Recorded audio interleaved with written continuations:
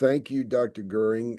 This is kind of a treat for our group of neurological surgeons. Sara Goering is a friend to the neurological surgeons, and she is a professor of philosophy, and she runs the program on ethics.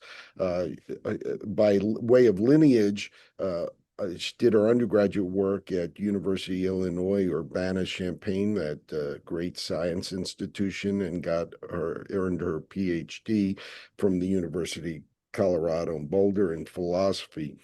And she is, as I was reading her CV, she's incredibly well published on a variety of subjects. But really, what sticks out is her biomedical ethics, specifically neuroethics. And she has worked with many of you in the audience, or some of you in the audience, in the brain-computer interface.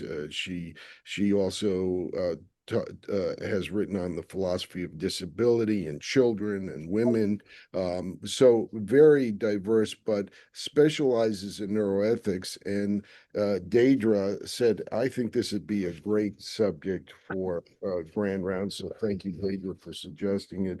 And Dr. Goering, thank you for letting us wake you up in the middle of the night to do this and be such a good friend to our neurological surgeons. Thank you so much.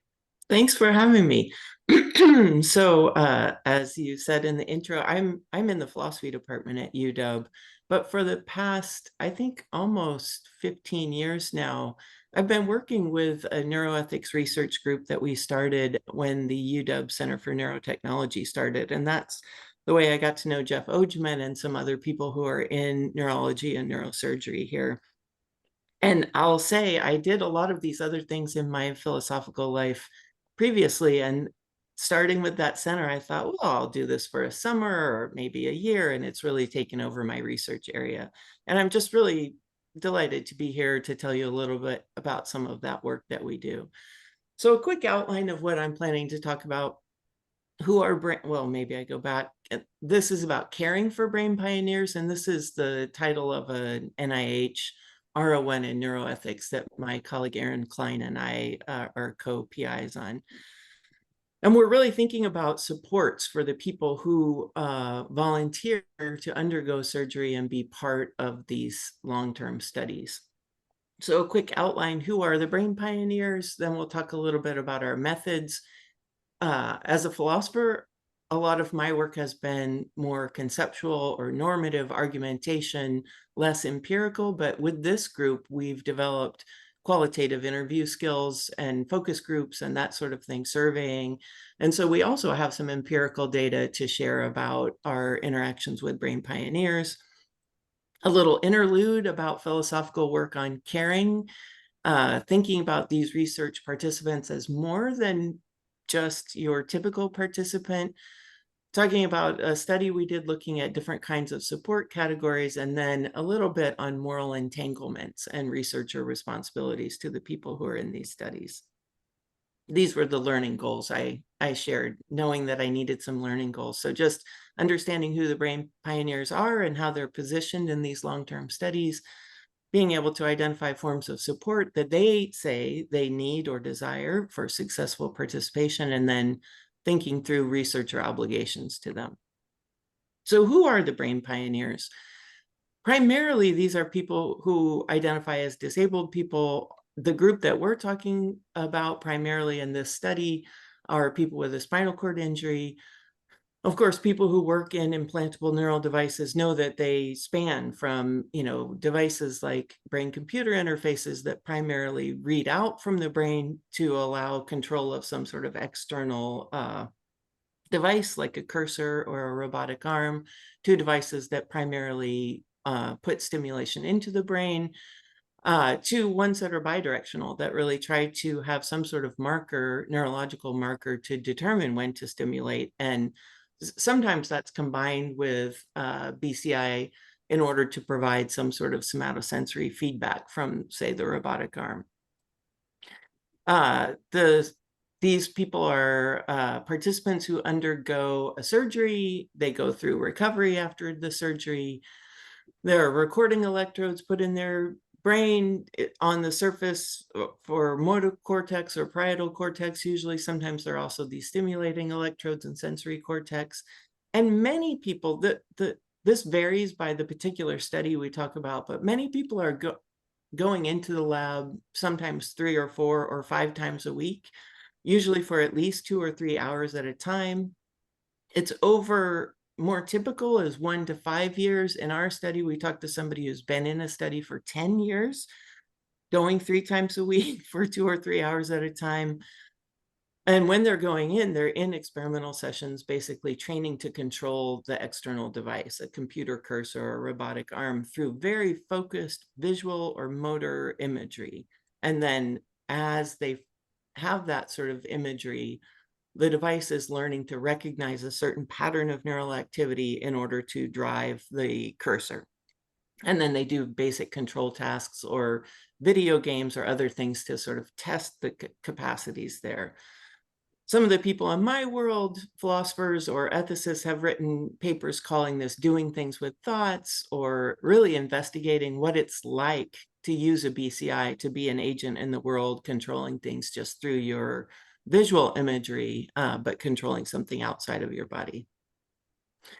In our first NIH we focused on brain-computer interfaces and human agency. And I just want to sort of note how people describe the excitement and the work-like atmosphere. So just a couple of quotes here in color, they describe things as very new and exciting, very potentially agency enhancing for them. One person says, the most incredible thing to me was that I could just think about doing something and the computer knew my brain was trying to do it and it did it. Like, it's fantastic, right, that this is even possible. Somebody else says, I wouldn't get sensation or move my fingers, but just watching the robotic arm move exactly how I want it to move, it was so shocking. I think in the beginning that I was able to move the thumb of the robotic device. So they were thrilled, excited, right? It's very novel and new, but it was also really, really tiring, mentally and physically exhausting. People said things like, I think at the beginning, I put a lot of effort into it, to the point where I was tired.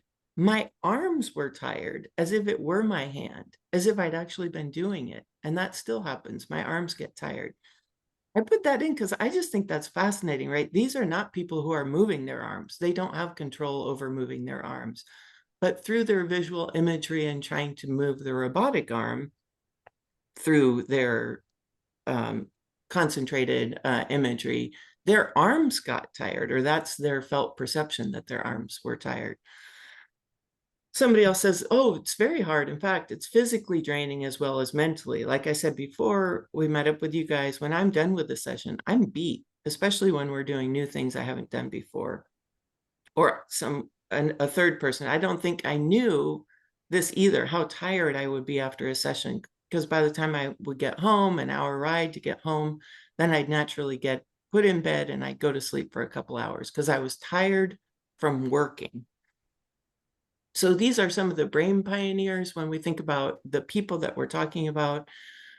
You can see on the upper right, somebody from the BrainGate study controlling the robotic arm, right? And these are all people who have wired brain-computer interfaces. So you can see there's a place to plug in through a head plug at the top of the skull.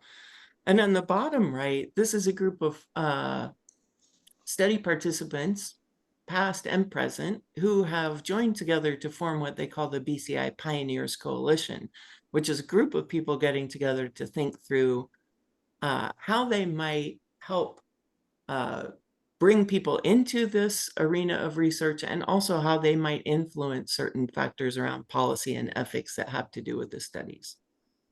So why pioneers? Pioneers is sort of an interesting term in this realm. When you think about what a pioneer is, usually people talk about someone being the first to do something, that it's risk-taking, which means that it's requires some sort of bravery. You don't have to be brave if there's no risk involved. That you're exploring new territory. You see the kind of iconic images of covered wagons with the American theme of pioneering, or the astronaut on the moon as a kind of exploring new territory. Trailblazing is another term that gets used, that people are independent or unconventional, that they're willing to try something that's very different from what has previously been an accepted way, and willing to make sacrifices. And of course, we think about in pioneering series, lots of scientists, but also people working in fields like education, if you think about Maria Montessori here. So brain pioneers are people who take risks, are brave, on the vanguard. And most of the participants that we interviewed from these studies felt like pioneers. So when we asked them about that label, which was already out there before we raised it, they said things like this: I'm just as much a pioneer as the first man on the moon. I was the first. My experience is unlike anybody else's in this world. I was brave. For the brain surgery, I had to be willing to be bolted to a table awake all day. We're trailblazing over here just by showing people that this is possible now. It's opening up the world to be able to dream a little bigger. And another person who says, again, it made me think of astronauts. They were pioneers. The people that crossed the country in those covered wagons, I think of them as pioneers. So I guess in a sense, we are the modern day pioneers. So this is just showing across many different participants we talk to, this label resonates with how they understand themselves in these studies. And it's also the language that's used broadly in industry. So take Musk's Neuralink. This is the way that they advertise for new participants on their website. Redefining the boundaries of human capabilities requires pioneers. That's their language as well. So this is just to say this language is out there and it resonates with the people who are doing that kind of work. Interestingly, though, this language is historically more commonly applied to the scientists who are at the vanguard of new discoveries and new techniques than it is to research participants who are in these kinds of transformative scientific studies. So if we actually did a study, one of our postdocs looked back through media, newspapers, magazines, that kind of thing, to look at the use of pioneer for anybody who's a patient or a research participant. And it really doesn't happen very often. Or sometimes it would happen in obituaries when somebody had died after, for instance, being recipient of the first artificial heart or something like that. But primarily when it's covered in the news, it's covered as a scientist being a pioneer. So this is an interesting shift in our current moment, where the people who are doing these kinds of long-term, intensive, actively involved brain-computer interface studies are understanding themselves as pioneers. And you can just see not only a book by Jennifer French, somebody who identifies as a brain pioneer. Her book is called Bionic Pioneers, but also in Wired magazine, just as an example, even back in 2005, calling Matt Nagel a pioneer in the new science of brain implants. And then a final slide here. This is a recently published paper, including one of the leaders of the Brain Pioneers Coalition, just looking at the number of studies that are being done. And it's not a huge number of people. So we're talking about maybe 67 participants who have an implantable BCI across a wide variety of different kinds of studies. So it's not a huge group that we're talking about.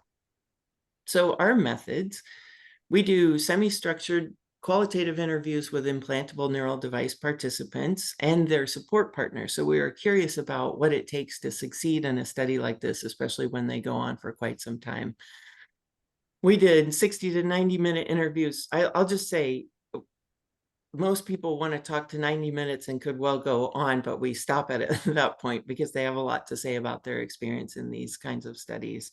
And we ask them about kinds of support that were provided within the study, the role of their study partner, so often a caregiver, and also some practical suggestions for improving what they would need in, or what other people would need in these kinds of studies. Some of the topics that we ask about are just sort of basic logistics, like travel. How do you get there? Keep in mind, many of the people coming in have a spinal cord injury, require a caregiver, might need a more accessible taxi or Uber, if that's the way they're getting in, definitely need to have coverage to get parking and that sort of thing. How do they get to know the team? What do they think they contributed to the research? Are there other forms of support that they needed? And then we also interviewed separately their study partners, caregivers or spouses or whoever came in with them to understand their perspective on the study. And then I just added in a few quotes from this because in spring 2025, we also did interviews with 20 BCI researchers to understand their views about participant support needs and get their input on what we're calling a question prompt list. So a kind of tool of questions to supplement what is typical in informed consent to help make sure that people know what they're getting into and how things might change across the course of a study. And I've just included a few quotes from the researchers that we talked to because we haven't written up that paper yet. Okay, we're thinking about this through the lens of caring. As somebody who has done feminist philosophy, I just want to say a little bit about this. So there's one thing, we might divide caring into caring about, so having a particular kind of attitude that involves recognition of a need and a desire to ensure that need is fulfilled. That means I care about you, right? I want your well-being to be prioritized, and I have this attitude that we should make sure that your needs are fulfilled. And then we can contrast that with caring for, which is actually thinking of caring as a kind of labor, more of a practice or activity. And sometimes somebody who cares about is not the primary one who is doing the caring for. So these things can come apart. The care is inevitably relational, given it's a two-party or at least a two-party relationship. Joan Tronto, a feminist philosopher, talks about 4 qualities of care, thinking about attentiveness. So trying to really pay attention and understand what somebody else's needs are. Responsibility, accepting an obligation to help meet the other's needs. Competence, so it's not enough to accept the responsibility, but to have some capacity to follow through on that responsibility and live up to it. To provide the care. And then responsiveness involves understanding conditions of vulnerability and inequality. And, when we think about it, paradigmatic caring relationships that come up in this feminist philosophy literature and elsewhere are often about parents caring for children, spouses caring for each other, friends caring for each other, faculty caring about their students or coworkers caring for each other, maybe just even caring in some broad way for other humans in terms of our shared nature. And of course, across these different categories, there are very different levels of care, labor that are required. But what about caring between researchers and research participants? And I think this is a less usual category when we think about caring relationships. So if we think about caring about between researchers and their research participants, when we interviewed participants on their relationships with researchers, they talked about categorizing those things as being like friends and coworkers. So one person says, yeah, we met the researcher's family, his wife, and he just had 2 kids. We had him over a couple times in the summer. Yeah, we all became very close. That's from a support partner. Over the course of the years, I've had some core team members that are like family. We go out, eat, meet each other at different venues, and we look forward to spending time with each other, just like with any other friend or family member. Somebody else says, yeah, people go to work every day. They meet colleagues, or people go to school and they meet other people. That was my life. I would go to the lab. So it's like having a job and being a coworker, right?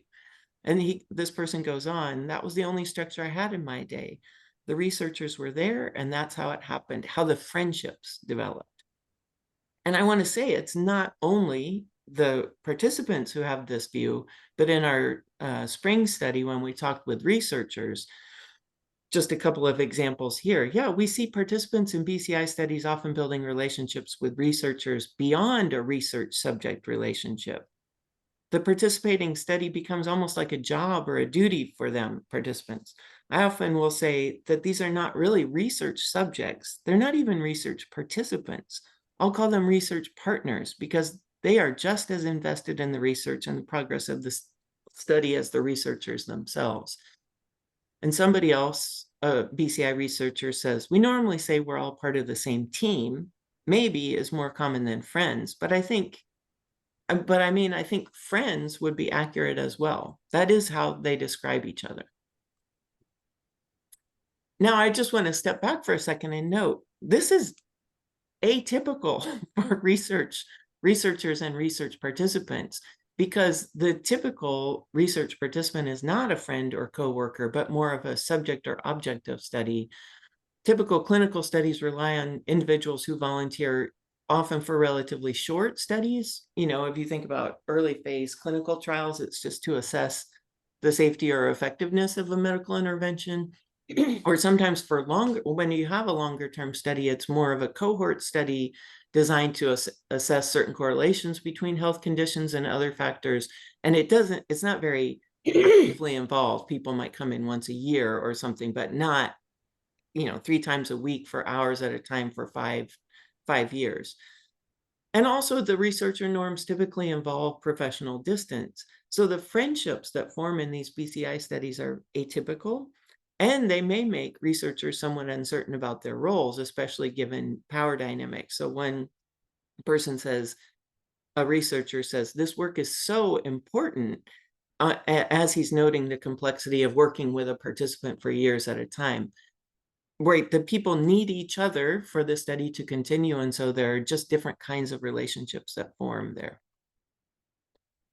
Also, research participants often feel like they're a member of the team rather than primarily, a subject of the study or an object of the study. A different paper from Kirkle, this is a German colleague, they quote people saying, yeah, I'm part of the team. Somebody else who says, after the study has ended, what I miss even more is having the job. I went to the office 3 days a week. The office is the lab. I had coworkers, people I worked with and became close to.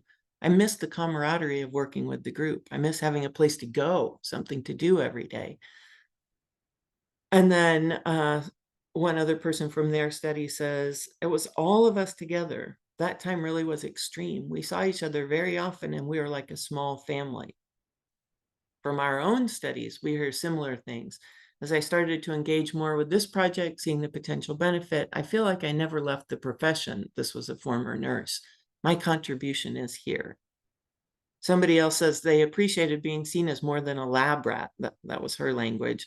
And noted that her PI said, I don't look at you as a lab rat. You're our coworker, our colleague. It was such a nice sentiment, she says, and that's how they all treated me. Other people will know when there's success in the study. I just think it's interesting the pronoun use. We achieved that. It's not that they, the research scientists, did that, but we together achieved that. Another person says, definitely felt like I was part of the team. And also, right, if we get stuck in traffic and run late, my caregiver would be nervous, but I'd say, well, they can't start without me. I'm integral, right? I'm an essential part of this study. And then others, being involved with the research has given me an improved sense of self. I have a value for the things I'm able to do for the research. So I'm making this kind of contribution. So then thinking about research participants as more than just participants, as members of the team, in a way, they're co-laboring, right? They're actively collaborating in relationship with the rest of the team, and their contributions might be a kind of work. In my bioethics world, there are a lot of discussions around things like compensation for research participants. There's an interesting piece by Malmquist from 2019 titled Paid to Endure, where the idea is thinking about people who go in for early phase studies and just let things be done to their bodies for the sake of scientific advancement. And they're paid something. It's not a huge amount of money, right? But paid for their time, but they're not actively doing something. Or others have written, like Carl Elliott, about the idea of guinea pigging as actually a practice, right, or a career path for certain kinds of people. There's even a zine that's about guinea pigging that talks about the kinds of studies that are open where anybody can just go in and if they qualify and get in, they get some sort of pay to be part of it. But again, those people are primarily not actively involved in contributing. They're offering up their bodies in some way. This is different, right? Where we have research participants who are very actively contributing and treating it like a kind of job and being treated like a coworker. So how do we provide support for a research team's atypical member then, the research participant? In some prior work that our group did, we surveyed over 100 BCI researchers at a meeting on views about potential ethical principles and guidelines for neurotechnology development. And the principle of care for subjects, understood as researchers are obligated to look out for the current and future well-being of research subjects, received the highest level of agreement across all of our BCI researchers. So they agree on having an obligation to their participants and on the importance of providing care and some sort of protection, but it's a little bit less clear exactly how to translate that kind of high level obligation into an implementable plan for providing the needed support. So this is why our second grant is looking at caring for brain pioneers and thinking about the kinds of support that might be needed. This is a piece we published at the beginning of this year in Neuroethics with our postdoc, Andrew Brown. We ask about logistical support, thinking about transportation, thinking about scheduling needs, physical care, managing everyday tasks, finance, but also what we broadly grouped as non-logistical care. So things like social support, emotional support for staying within the study over this long period of time, and what we also call epistemic support. So philosopher's word, but thinking about what the research participants and their study partners provide in terms of expertise or knowledge to the study. And I'll just go over a few of the things that we heard here. So for instance, related to travel, people said, you know, it was important to have this covered for them so that they could be there. Other people were having to call for rides. I know it's a big thing where rides just won't show up or they'll cancel on you, or you're just waiting there forever for them to show up. Again, if you have to have an accessible transport and that requires a special call and then they don't come or the schedule is thrown off, that can throw everything off. This participant says, I was talking to one of the researchers and they said that the new participant's ride didn't show up. So she, the researcher, actually took the bus to his house so she could get him and take him on the bus back to the lab. She did that herself. It's kind of, it shows something that looks like it goes over and above what an obligation would be, but it also shows how integral that person is to the running of the study. And so having some sort of funding or assurance of travel support seems incredibly important. There were other forms of just logistical support too. So one person says, my spouse is an amazing person. She's the wheels that keep me going.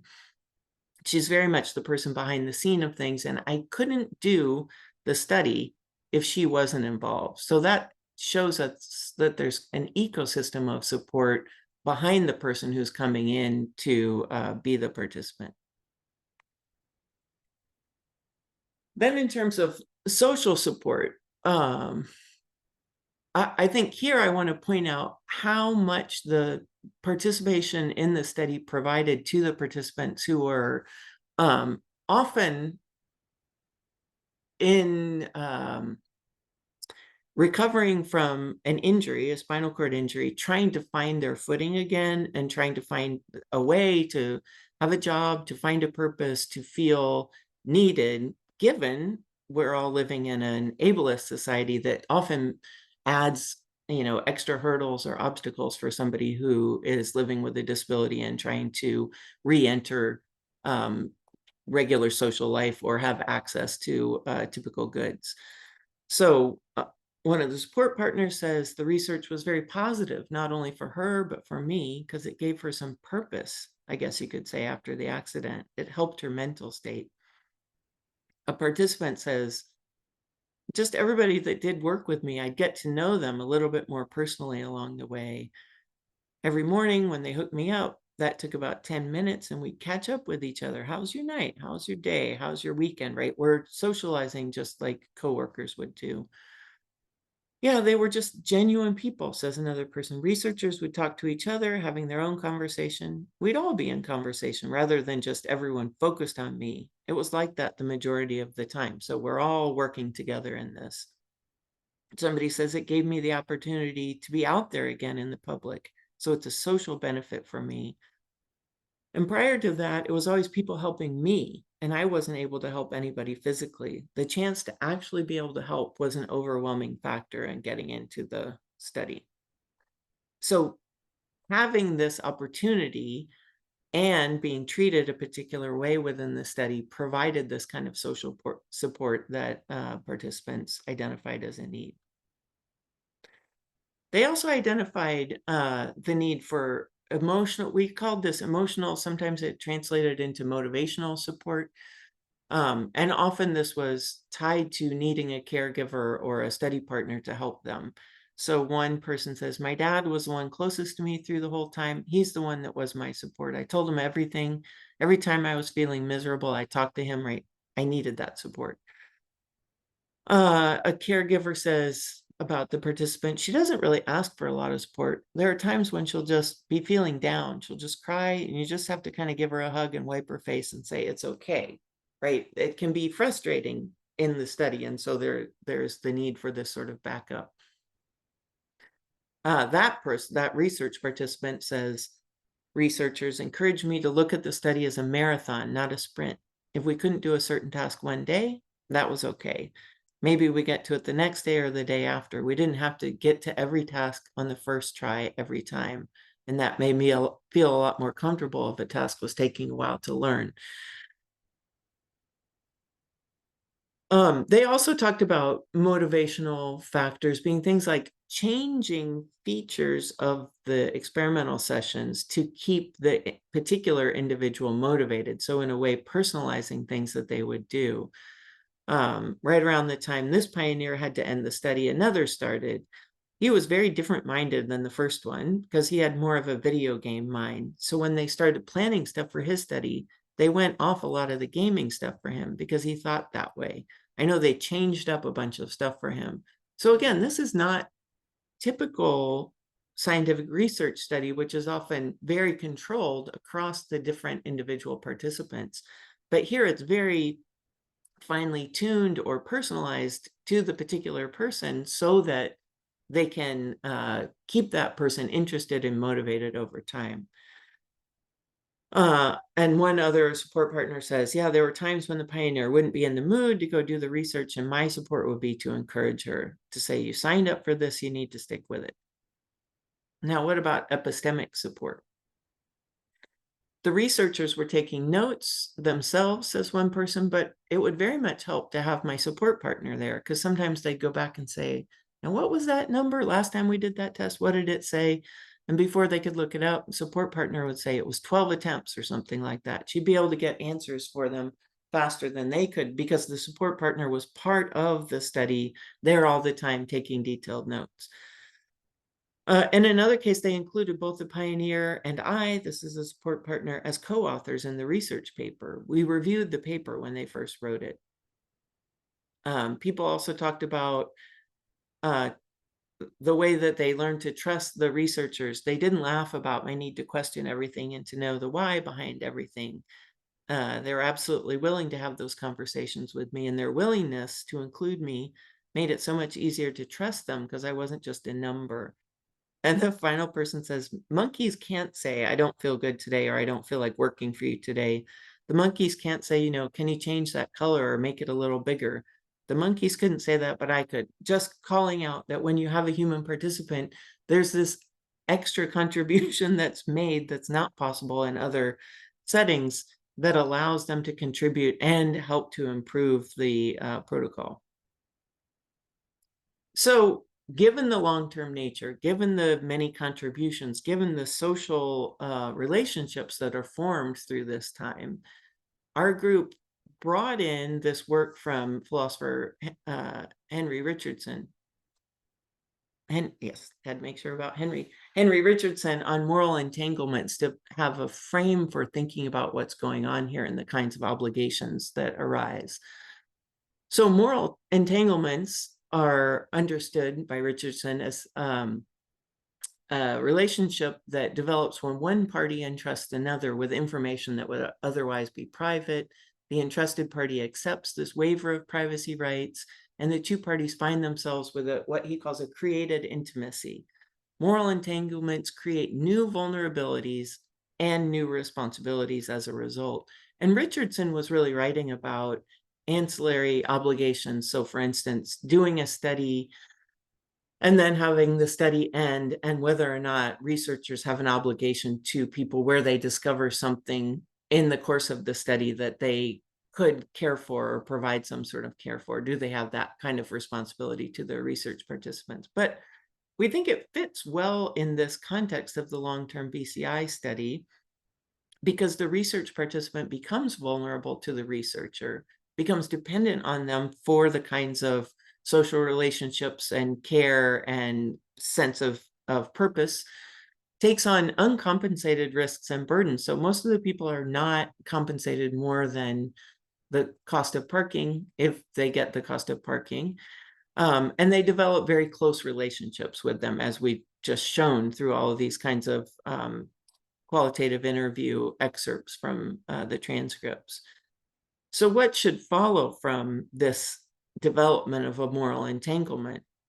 This is something that we're currently working through, but as our team and others have argued, it likely means in this context greater attention to post-trial responsibilities, at least, possibly provision of continued access to the technologies under development. And this, I've been talking about interviews we did primarily with BCI participants, but there are also deep brain stimulator participants in research studies for whom they feel that they would articulate that they feel that they get a benefit, but sometimes the study protocol calls for explantation following the end of the study, and this might be a way to make an argument for more continued access when there is that kind of benefit for the individual.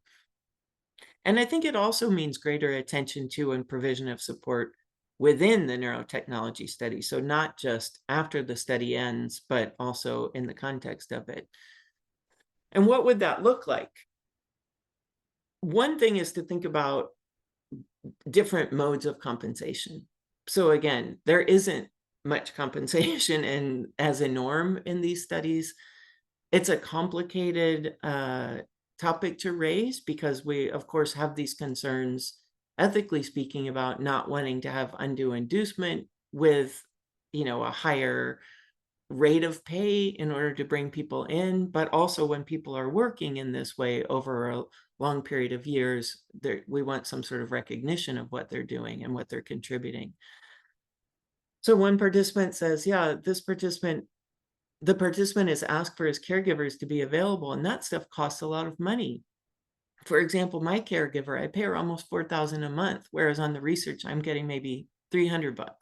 I think it should be measured based on what effort the participant has to go through in order to make the research possible. So there might be ways to help provide coverage for a caregiver, for instance, if that's part of what's required to participate in the study. Somebody else says, I got the feeling I was getting a much better deal than some of the others. He was on a panel of participants from different studies, because the one guy, he said he only got gas money and they didn't give him anything for his time, really. And that's not entirely fair.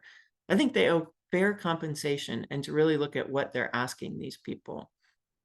Another person says, something needs to be given back to participants, but it can't be enough to be a motivating factor for them to go through a project or experiments. It can't be an incentive for them to say, yeah, cut me up or cut my brain up or whatever. And so that's why they keep the compensation really low. I mean, it's almost laughable, right? And I just want to also note here, part of the reason for keeping compensation low is just the requirements around earnings that are allowable in order to qualify to get SSDI payment, right, for somebody who's living with a disability. And so On the one hand, you might want to pay more. On the other hand, they might not be able to take it if that puts them over that kind of SSDI limit. Another person said, maybe if compensation is the only thing, if I'm really a coworker and treated as one, I would like more of a say in how things proceed. So this was, I thought, an interesting comment. This participant says they were hiring people that I would spend 4 or 5 hours a day with. Some of these people I didn't want to be around. I mean, I bring a ton of money to a project and you can't even consult me if this person is someone I want to be around. That's just a claim about wanting a little bit, not full power, but a little more consultation, right, as part of the process of the study. I think this was a person, just by way of background, who thought that the person they ended up working with in the experimental research sessions had some sort of implicit racism that felt very uncomfortable for them in the study. Other people talked about just needing recognition. So if it's not actual compensation or a say in the same way, more recognition for what they're doing. So somebody says, every time I saw the researcher, he was like, I'm so grateful for you. Thank you so much. And just overwhelming, flattering me with thank yous. And that was good. Another person, and this person was grumpy about compensation, but says recognition is what we need. We're going through a lot with our bodies. We're subjecting ourselves to dangerous procedures, life-threatening procedures in some cases. They're building their careers off of us, off of test subjects, and these are multi-million-dollar careers. Companies are building off the technology they've gathered from the study on us. So I think we should be recognized for our participation in any type of articles, write-ups, books. We should be thanked and recognized for our participation. A different person says the project is receiving multi-million dollars. We're talking over $150 million donations. And I'm over here getting $50 for my effing time when I just to come to you, it would take several hours. An illegal immigrant day labor, his language, is getting paid more than what I'm doing. These people are going to be recognized for the rest of their lives for what they accomplished and what I'm helping them accomplish, and they're not recognizing me at all. That is very unfortunate, right? Just thinking about what's needed for somebody to feel that they not only are contributing, but have that contribution acknowledged and recognized appropriately.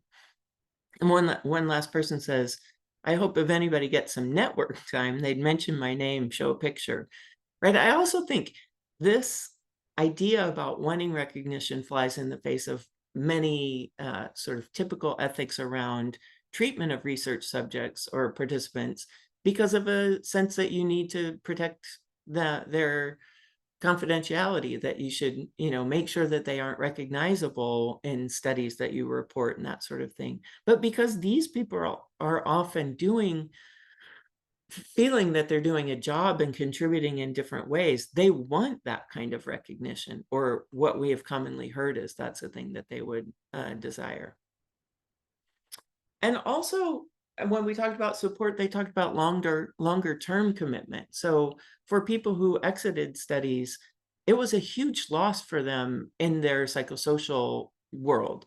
So I don't have as much to say now the study is done because I'm not doing much these days, right? It becomes your life going in every day, like going to the office, and then suddenly it can be gone. The study partner here says they explanted her so fast and it was tough for the pioneer, tough for both of us. We went from being part of a team to being done within about 2 weeks. Same person, a couple weeks later, she had a breakdown and was just super sad about it, cried for a while. It was hard. Somebody else says, just don't forget the group, the pioneers. Don't forget them. I feel like if the pioneer has already given you the information, and then they forgot about you, the pioneer. They want to remain connected in some way and acknowledged. Another person says, prospectively, if I left this study and we didn't have some type of social connection afterward, yeah, I'd be disappointed. Because I think over this time, we've become more like family. And family has ties that remain, right? You don't just get rid of that.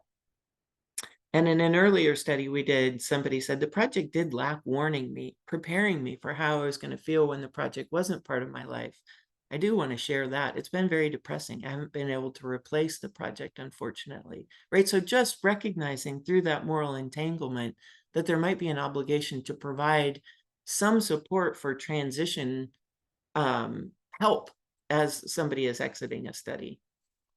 And then also we've heard from members of the BCI Pioneers Coalition interest in having some sort of access to or control over their data. I think this is can be a contentious point, but something that we have heard. So from a recent BCI Pioneers Coalition meeting that we had, a participant reported that he wanted access to the data from his device for an art project he was doing and felt really frustrated that researchers weren't, at least initially, willing to give him access to that. Somebody else in our study reported being consulted about whether a company that wanted to come in and fund the study could have access to his data. And he says, I don't want you to outsource my data to benefit someone else's pocket. That's not my intention. If that's your intention, I really don't want to participate. The private company, they weren't comfortable with not having that leeway to take the data and do what they want. In other words, they didn't want me to have any type of control in their decision making. This same person says, I still feel my data is a proprietary source of information. I should be able to exhibit some control as to how my data is being utilized. And then again, we might think about support as a kind of continued access to the device if that's possible. So summing up, realizing we're almost at the end of our time, the brain pioneers, research participants in these long-term studies, take on significant risk and time investment to contribute to the advancement of neurotechnology. Contrary to the norms for participants in other forms of medical research, they see themselves and are often seen as part of the team, and they get to know researchers well over years of intensive collaborative work. They even talk about this as the development of friendships. Through this close collaborative work that involves dependence, new vulnerability, uncompensated risks and burdens, and a deepening relationship, they become morally entangled. So for implantable BCI studies to be successful and researchers to fulfill their obligations, research participants need support for their work as brain pioneers, with attention to compensation or some sort of recognition, having a say, and a longer term commitment or help with transitioning out of the study. And greater acknowledgement of the support system that's part of how brain pioneers function is important for the success of the study. So as we want these studies to do well and go forward, this kind of ecosystem of care is something that we should be paying more attention to.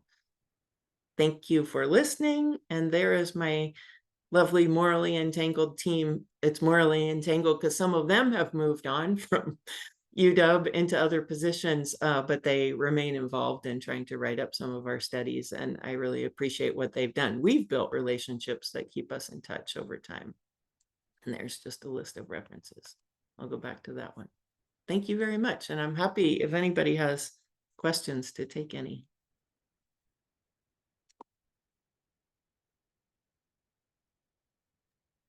Well, I have a question. Yeah. Thank you. That was really fascinating. And this sort of almost reversal of roles with researchers and patients is fascinating. I have two questions related to participation. So the first is probably simpler. What percent of people that enroll in your studies or enroll in these kinds of studies are retained?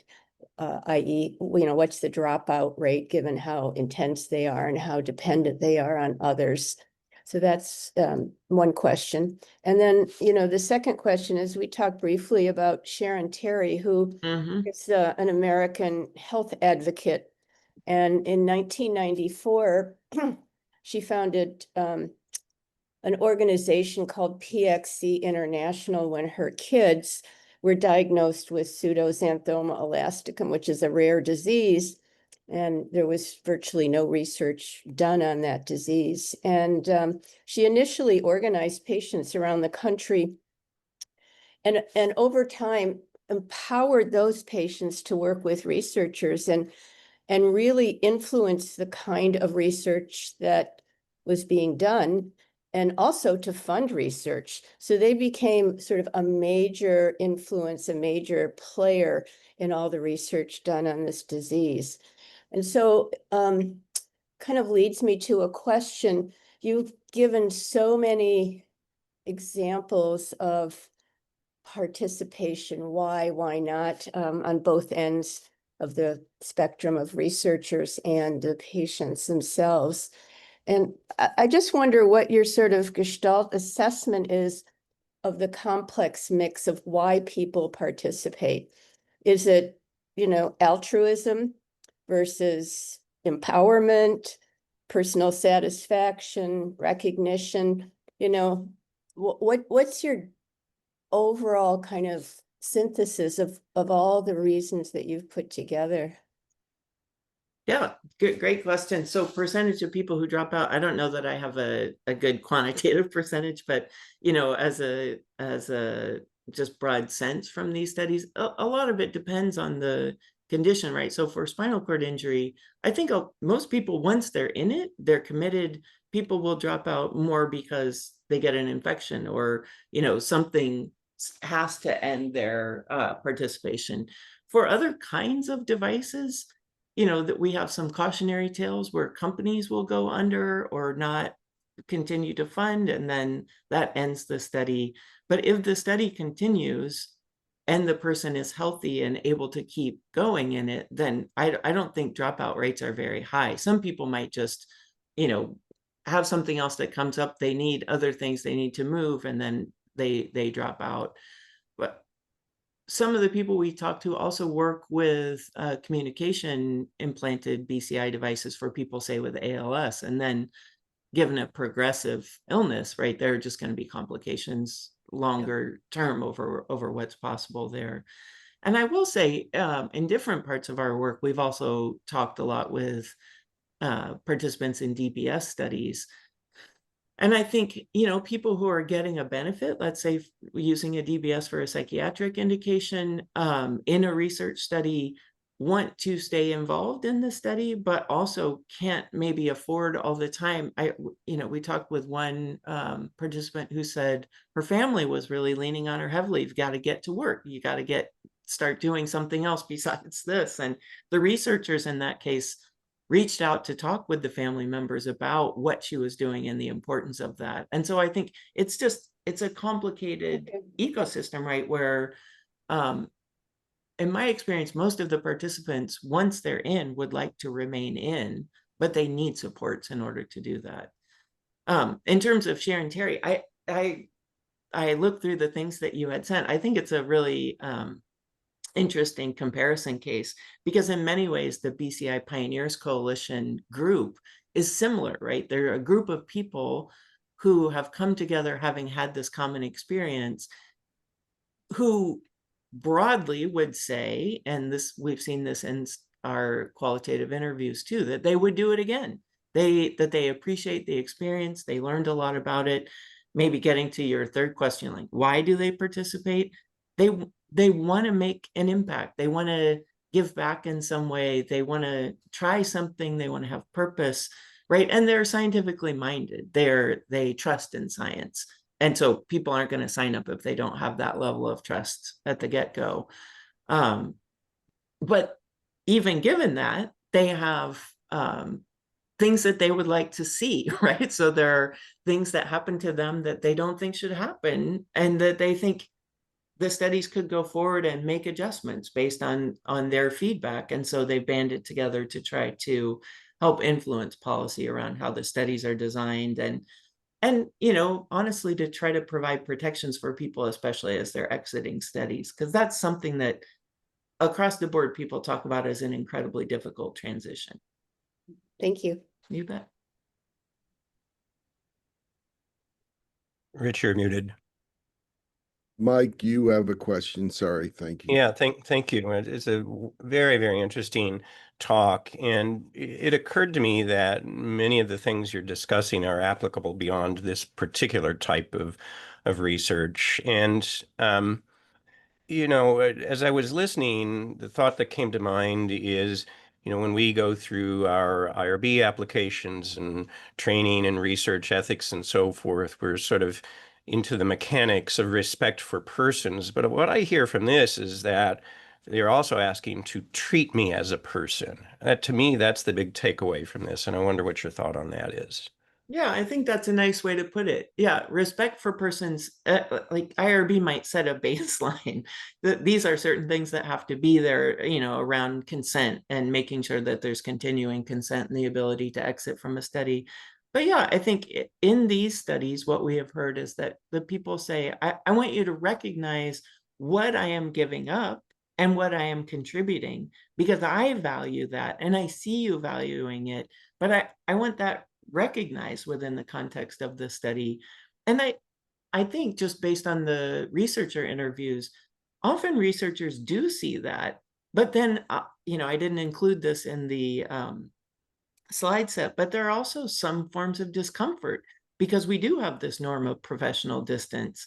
So people that we interviewed, BCI researchers, would say, yeah, I mean, we would go to concerts together and we would go to lunch together and we would see each other, for parties outside of the lab. This is why we become friends, how we become friends. But then it can get uncomfortable if the research participant expects something from me that I don't feel ready to give, but also I rely on that research participant for this study to go forward. The numbers are very small, right? And so I think in these kinds of studies, it's just a really complicated, I think moral entanglement is a good word for it. And I would be curious to know, are there other long-term studies that have this kind of intensity and activity of the research participant where we might want to say, yeah, similar things are happening there? Because so many medical research studies or clinical studies don't involve this same kind of active, intensive engagement over years, many times a week over years, right? It really does look much more like a part-time job in many ways. Well, thank you, Sarah. Really appreciate. That was a fascinating talk and very pertinent to what we do. And there are a lot of takeaways. So thanks for doing this for us. I really appreciate it. Thank you. And call out to Jeff Heron, I see now. Hi, Jeff.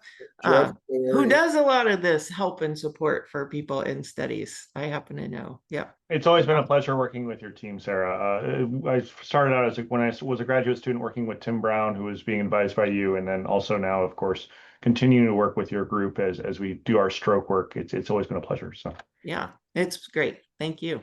That's Okay, thanks for inviting me. Thank you so much. Have a nice day, everybody. Take care.